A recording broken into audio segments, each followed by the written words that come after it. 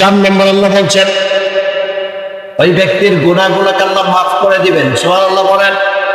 আমাদের জীবনের এই নামাজ বলেন, রোজা বলেন, হজ বলেন, যাকাত বলেন, ইসলাম প্র্যাকটিস বলেন, যত কিছু করি না কেন, বিবিকে পর্দা বলেন, সন্তানগুলোকে আদব আখলাক শেখানো, সব কিছুর পিছনে উদ্দেশ্য একটা, আল্লাহ সন্তুষ্টি, গুনাহ মাফ, জান্নাতে যাওয়া। ঠিক বললাম না ভুল বললাম? জোরে বলেন। আল্লাহ বলছেন ওই বান্দাগুলোকে 4 নম্বরে যে পুরস্কার আমি দেব, তাকওয়া যদি অর্জন করে, রব জানায় দিলেন ওয়ায়ুকাফির আন সাইয়্যাতিহি, আল্লাহ বললেন এই ব্যক্তির গুনাহগুলোকে আমি আল্লাহ তাআলা মিটায় দেব, মানে ঢেকে দিব।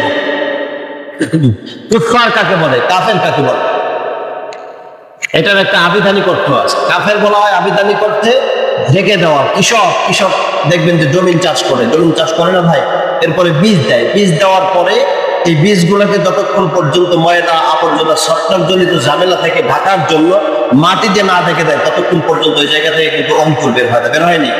বের হতে হলে আগে এটাকে ঢেকে দিতে হয়। তো এই যে ঢেকে দেয়, এটাকে বলে কুফার, এটাকে কাফের বলে। এটাকে কি বলে? কাফের বলে। এটা হলো আবিধানিক করতে হবে, পেছনে আছে। তাহলে আমি কি আবার কিষানদের যারা কৃষক এদেরকে কাফের বলছি নাকি?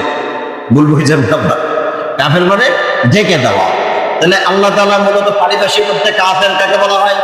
যাদের কাছে কুরআন সুন্নাহর জ্ঞান দেওয়ার পরে, ইসলামের দাওয়াত দেওয়ার পরে আল্লাহ তাআলার হুকুমগুলোকে ঢেকে ফেলে, এইগুলোকে গ্রহণ করতে চায় না, এইগুলোকে বলা হয় কাফের। এটা হলো পারিভাষিক অর্থ। কাফের মানে কি?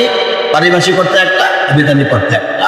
আল্লাহ বোঝাইতে চাইছে, আল্লাহ তাআলা যত জায়গায় গুনাহ মাফের কথা বলছেন, সব জায়গায় শব্দ ব্যবহার করেছেন ওয়ায়ুকাফির। আল্লাহ বলছেন গুনাহগুলোকে ঢেকে দিবেন। সুবহানাল্লাহ, জোরে আওয়াজ করে বলেন।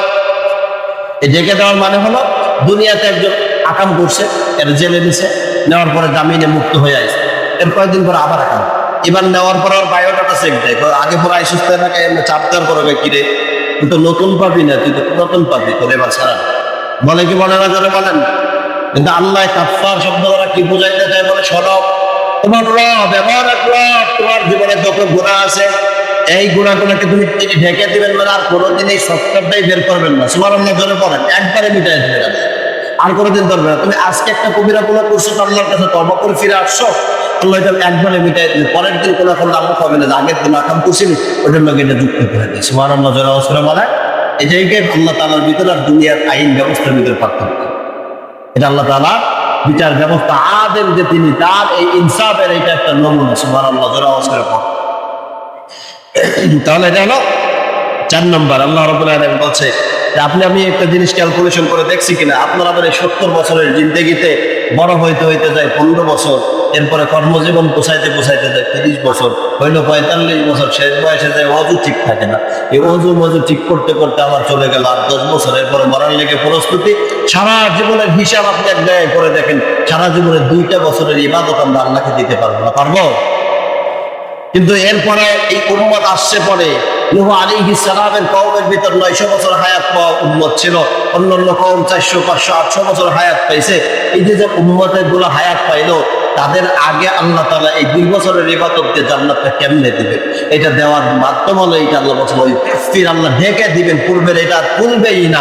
শুধু এতটুকু করে আল্লাহ কয়, রে বান্দা তুমি চেষ্টা করবা, ইন্না হাযা কানা লাকুম জাযাআউ ওয়া কানা সা'য়ুকুম মাশকুরা, তুমি শুধু চেষ্টা করবা, এই চেষ্টাটাকে আল্লাহ গ্রহণ কইরা তোমার আল্লাহ তাআলা এমন নিয়ামত দেবে, বলে জান্নাতে যাওয়ার জন্য প্রয়োজন যতটুকু তোমার আল্লাহ তোমার দান করে দিবেন ততটুকু। সুবহানাল্লাহ।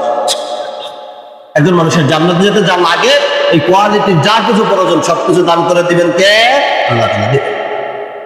এটা আল্লাহ বলছেন তোমাকে চেষ্টা করতে হবে। এজন্যই আপনার আমার জীবনে 20 বছর 50 বছরের হায়াতে লাইলাতুল কদরের রাত দিছে, যেটা সর্বনিম্ন ইবাদত পাবেন 1000 মাস, সর্বোচ্চ কত দিবেন? এটা আল্লাহ দিবেন। কতটুকু দিবেন? যে তোমার জান্নাতে যাইতে লাগে যতটুকু আমি আল্লাহ দিব তোমার ততটুকু। সুবহানাল্লাহ। এজন্যই লাইলাতুল কদর দিয়েছেন, এই জন্য ইয়াউমে আশুরা দিয়েছেন, এই জন্য আরাফার দিন দিয়েছেন, যে এই ইবাদতগুলো বান্দা করবে তো আল্লাহ পিছনের গুণাগুলো এক করে ঢেকে দিবেন, ওইটা আর কোথায় কেউ উঠাইতে পারবে না। তবে এটা বলে রাখেন, এটার বিপরীত দিকটাও আল্লাহ বলছে, তোমার রব যদি কেউ ধরে ওয়ালা ইউতিকু ওয়া তাকাহু আহাদ, তোমার রব যদি কেউ বাদে, এই বাদল খোলার ক্ষমতা পৃথিবীর কেউ রাখে, যেটার প্রমাণ আল্লাহ কয় আমি ধরি না, ধরলে তারে ছাড়বে না। প্রমাণ তো আমরা দেখছি, পুরাতন না করি। বুঝছেন তো নাকি? আল্লাহ বোঝার তৌফিক দান করুক, আমিন বলেন।